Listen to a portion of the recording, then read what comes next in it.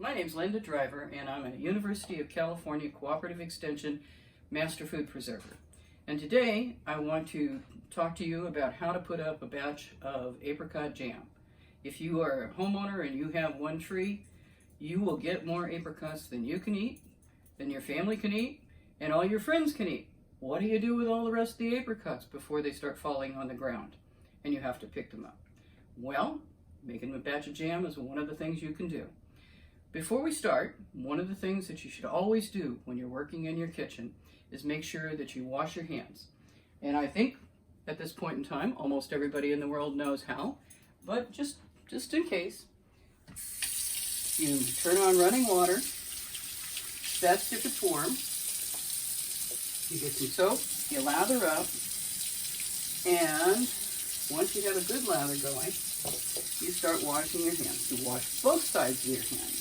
You wash between your fingers. You wash around your nails. You remember watching TV shows with doctors getting ready for surgery. They spend a lot of time on their nails. If you have a nail brush, you can use that to work around that area too. What you're trying to do is get all the places where germs, which could be on your hands, and your hands touch everything, can hide out. You also want to make sure you kind of go up around your wrist. And you should do this long enough that you could have sung Happy Birthday twice, or the alphabet song. I think everybody knows those two, but that's about the amount of time, 20 seconds at least. And after you've gotten done with all of that, then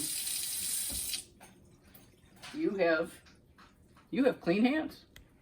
And to maintain the cleanest hands, you should probably use a paper towel to dry your hands off with, or a freshly washed towel. So now we've done that, let's talk about the equipment that we're going to need today to make apricot jam. Whenever you are making jam or jelly, you can use the stuff that you have in your kitchen already. You really don't have to have any specialized equipment. Today I'm going to use this great big frying pan that I have because I want you to be able to see the process.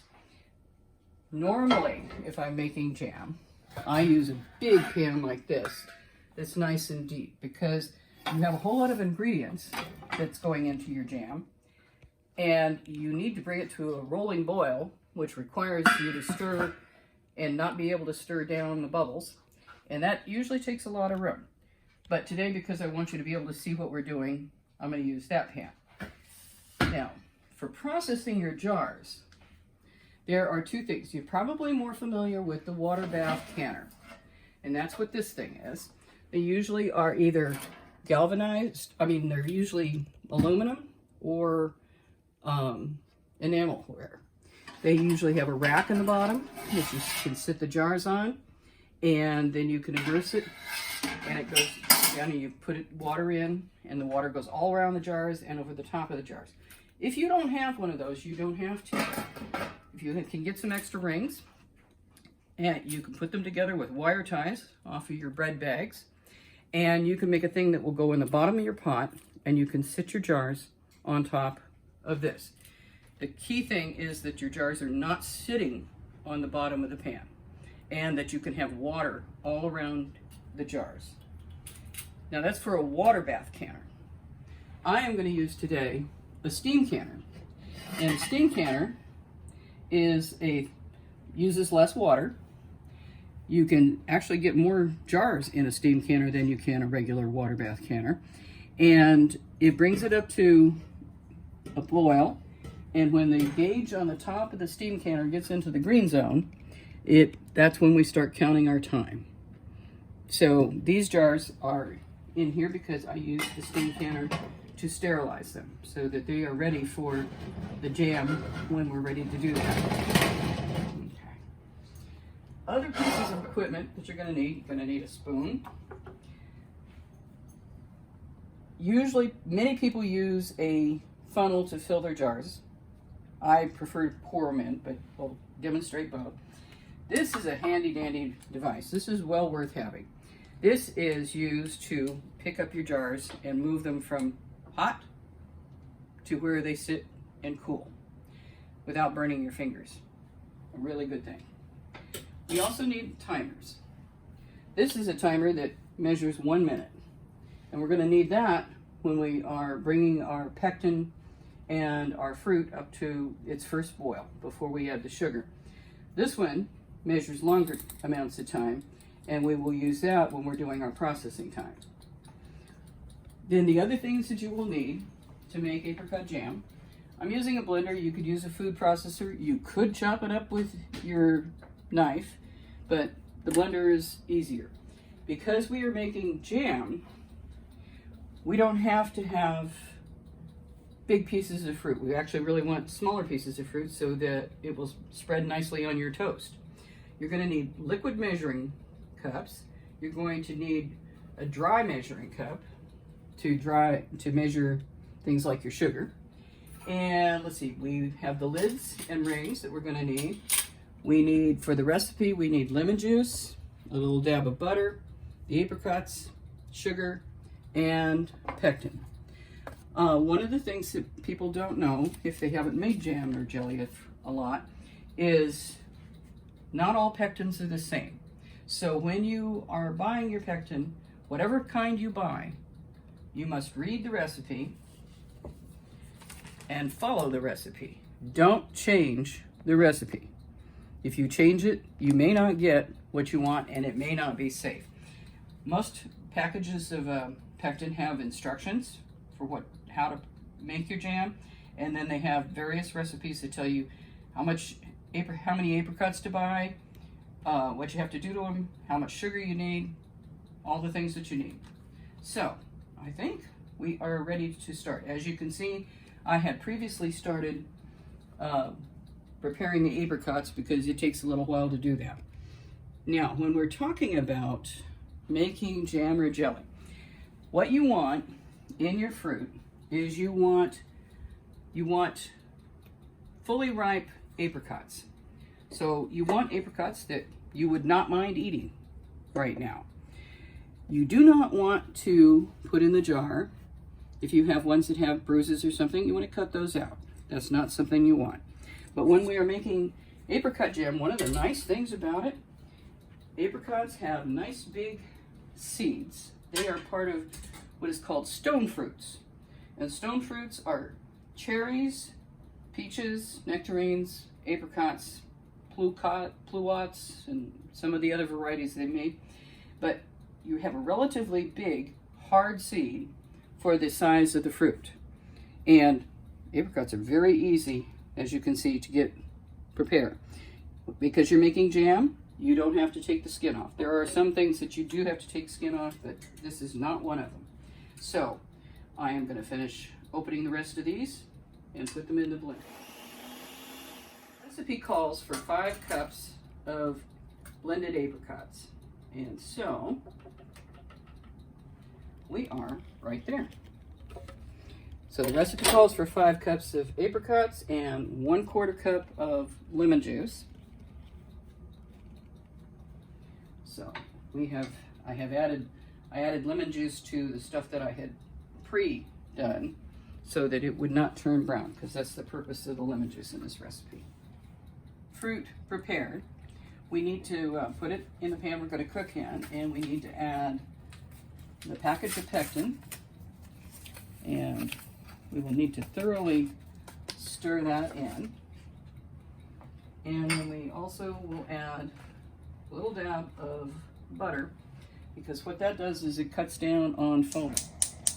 Okay, so we added the package of pectin and the little dab of butter, and now we stir it in, and we keep stirring because we've got this on high heat because we want to bring it up to temperature quickly. That's what it says to do, and we do not want it to burn. So one way to get it to burn is to forget to keep stirring and to go off and do something else. Not a recommended thing. It's been about 4 minutes, and the apricot and the pectin mix is coming to a boil. And all it has to do, I don't have to have it at a boil for a long time, but it's there right now if I leave it alone for a minute, but I don't want to leave it because it will burn. The apricot stuff has come up to a boil, and now I'm going to add the sugar. And you add the sugar all at once, and you get busy stirring, because you do not want it to burn, and you do want it to mix in. And I'm pushing my luck with this thing because it's full pan. So it has been about 10 minutes now, and the sugar and apricot mixture has gotten to the place where it is considered a rolling boil. So since it's a rolling boil, it needs to cook for 1 minute. So I'm going to turn my timer over here and wait until it gets to the bottom. If you don't have a timer, you can count to 60. One for every turn around the pan. But I've got a timer, so I'm going to use that. You can also use your phone, whatever, for a 1 minute timer. But you do not stop stirring. The 1 minute timer has run out, so I'm turning the heat off. And I'll keep stirring for a minute or so more just to let it settle down. And then I will skim the foam off the top. Okay. The foam, there's nothing wrong with the foam. It tastes good. I put it in a bowl like what I'm doing right now and put it on my toast the next day. But it is prettier in the jar if you don't have foam. So that's why we scoop it off the top. Okay, so we've taken our jars out of the steam canner and take them over to where we're going to fill them. So now we need to fill the jars, and we need to pay attention to how much apricot jam we put in each jar. And this is one of the places where it helps if you can be really neat. Now, that's what the funnel is for, and many people use it. But I find I would really rather do it without the funnel. So I'll show you what it looks like without the funnel.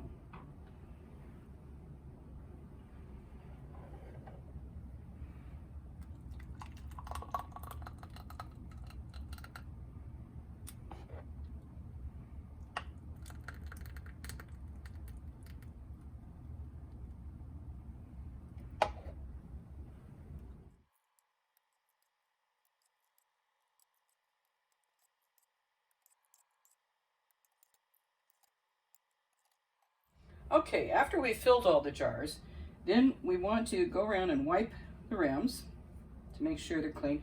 And before we've done that, we should go around and make sure that we have 1/4 inch of headspace, which is what is required for these. And so if you put this handy dandy little device in there and it just almost touches the top of the jam, you're in good shape. So we do that, and then we put the lids and rings on the jars. Modern lids don't need to be preheated. Older ones in the past had to be, but they've got a better sealant these days. So you put it on, you put the ring on, and you tighten it to finger tight, which is just like that. And we will do all of those, and then we'll move them to the steam canner for processing. Okay, so now we're going to turn the heat on under the steam canner. We've got our jars sitting here. They're not touching each other. There's room for the steam to flow around them. And we put the lid on the steam canner, and we put the vent on the opposite side of where we are, because we don't want to have that coming up where we look at it. And that is one of the indicators that you're ready, is when there's a solid stream of steam coming out the back. And then the handy dandy gauge on the top. When the little arrow gets to the green, then we start counting time. And it's going to be 10 minutes for apricot jam. And before I forget to mention it, apricot jam is very slow to set, so it may take up to 2 weeks before it sets enough for you to call it jam. You might be thinking it's syrup, but don't think you failed until you wait long enough to see if it will actually be jam. Okay, our timer has gone off, and so our jam has processed for the right amount of time. So I'm going to turn off the heat, and I am going to remove the lid carefully, and we'll just let it sit here and rest for 5 minutes before we move it to where it's going to sit for the next 24 hours undisturbed. And I probably will leave it there for the entire 2 weeks that I'm waiting for it to gel completely, so that it is jam and not syrup. So this is our apricot jam. Okay, after our 5 minute rest, we lift the jars out of the steam canner and we set them aside where we will not disturb them for at least 24 hours. And when I'm ready to put them on the shelf, I will put a label on top that says what it is and when I made it, so that later on when I'm going, what is this, I will know. Thank you very much. Happy canning.